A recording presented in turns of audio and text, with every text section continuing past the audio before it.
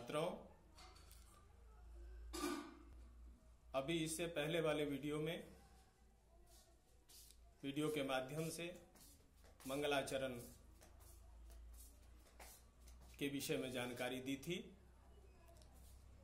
अब पुनः उस मंगलाचरण में कुछ लोग उसमें कहीं कहीं आशंका व्यक्त करते हैं। जहां आशंका व्यक्त करते हैं उन स्थलों पर विचार कर रहे हैं।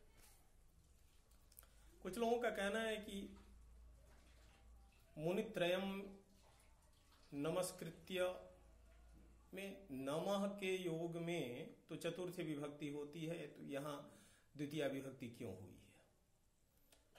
यहां यह समझना आवश्यक है कि नमः स्वतंत्र पद, यहां नमस् निपात है जो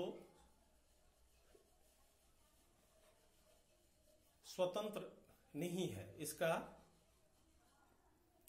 जो है कृत्य के साथ इसका यानी क्री धातु के साथ इसका समास कर दिया गया है, और जो पहले बता चुका हूं। और यहां जहत स्वार्था वृत्ति है। जहत स्वार्था वृत्ति जहां अपने पद जो है अपने अर्थ का परित्याग कर देता है विशिष्ट अर्थ के लिए, तो यहां पर नमस्कार कर यह अर्थ है, नमस्कार करके। या और यहां यह परिभाषा भी है उपपद विभक्ते है कारक विभक्तिर बलीयसी, अर्थात उपपद विभक्ति से कारक विभक्ति बलवान होती है। उपपद विभक्ति किसे कहते हैं?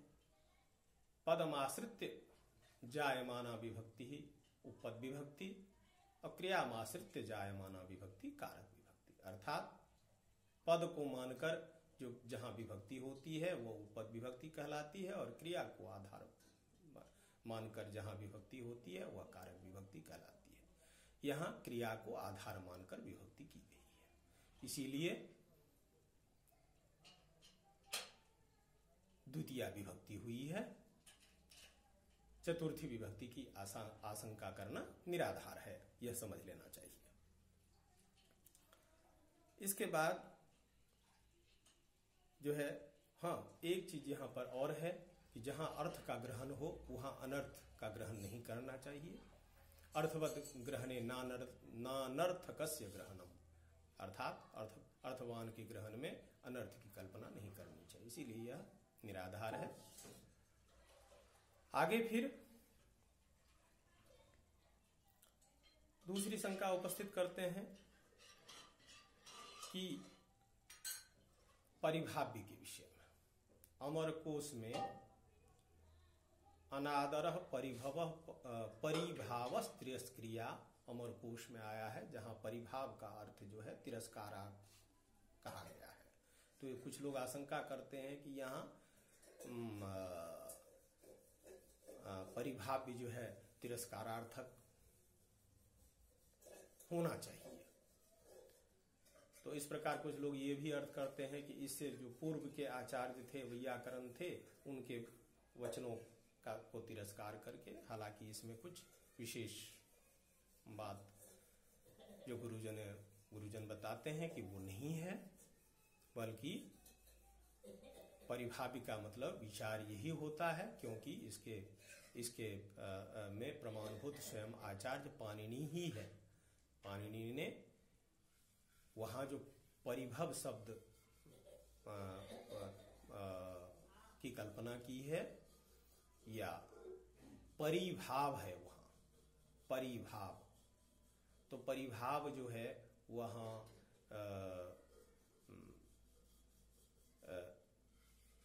निच प्रत्यय रहित भू धातु से घय प्रत्यय किया गया है, और यहां स्वार्थिक, यहां निच प्रत्यय जो है परिपूर्वक भू धातु से स्वार्थिक निच प्रत्यय करके परिभाव्य बना है, जिसका अर्थ विचार यही उपयुक्त है, विचार करके।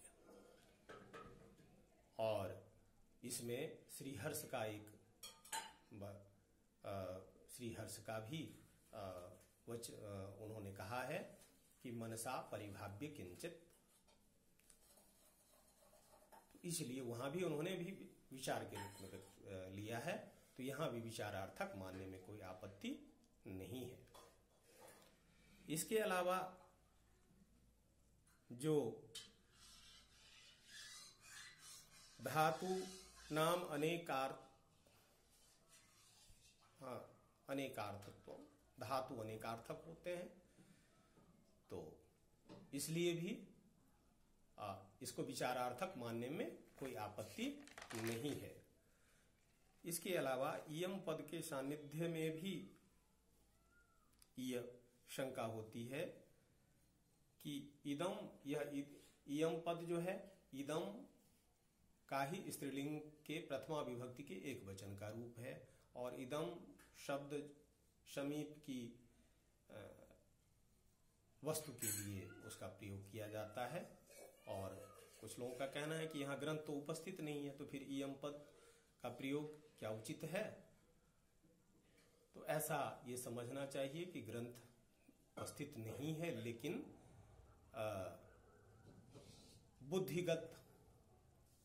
बुद्धिगत ग्रंथ जो है, जो ग्रंथकार हैं, उनके बुद्धिगत ग्रंथ का निर्माण हो चुका है। अर्थात जो कोई भी ग्रंथ का निर्माण करते हैं तो पहले मन से, हृदय से वो तैयार हो जाते हैं, वो बुद्धिगत विचार समीप हो जाती है, सामने आने पर ही ग्रंथ का जो है ग्रंथ निर्माण में प्रवृत्त होते हैं। इसलिए यहां भी कोई जो है इसके प्रति शंका करना व्यर्थ है। इसके अलावा जो है विरच्यते पद में भी शंका करते हैं कि तो वर्तमान कालिक क्रिया है विरच्यते, और ग्रंथ अभी वर्तमान काल में तो तैयार है नहीं, ग्रंथ तो आगे भविष्य में जो है तैयार होने वाली है, तो यहाँ क्या उचित है? तो इसके लिए उन्होंने कहा है कि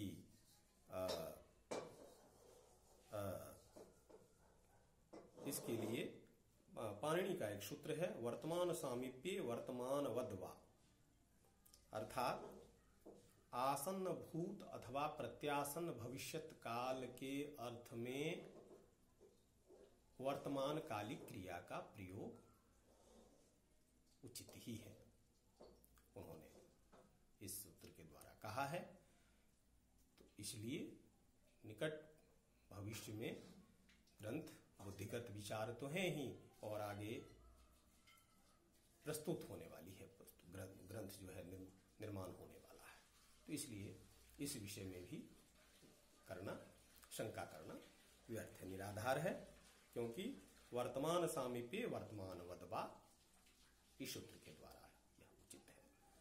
इसके अलावा इसके बाद अनुबंध चतुष्टय,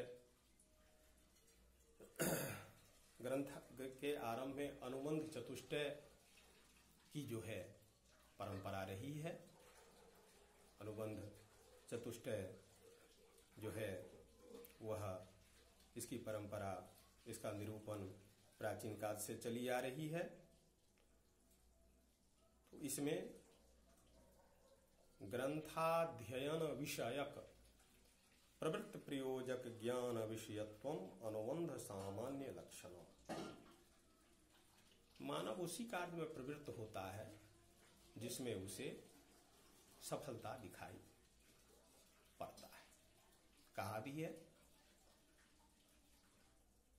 उद्देश्यम अनुद्देश्य मंदोपि न प्रवर्तते, अर्थात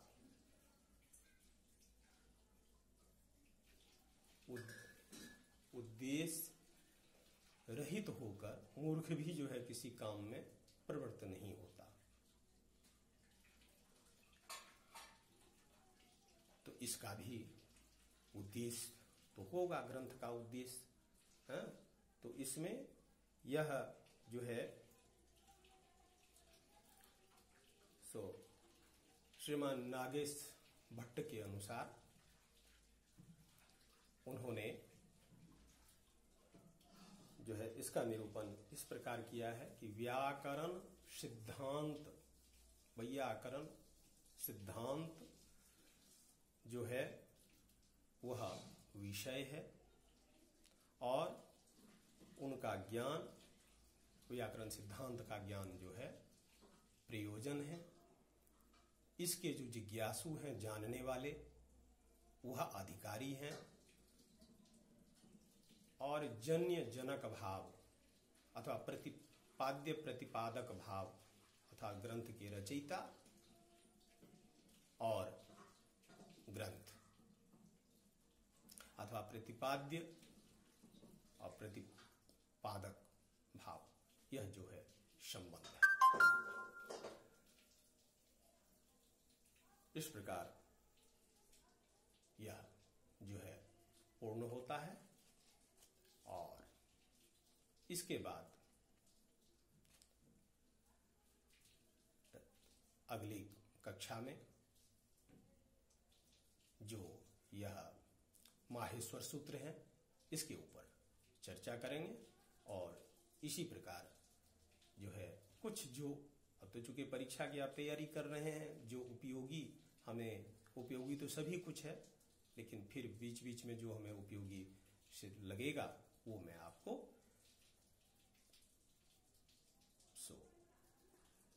उसका वीडियो बना करके आप तक पहुंचाने की कोशिश करूंगा।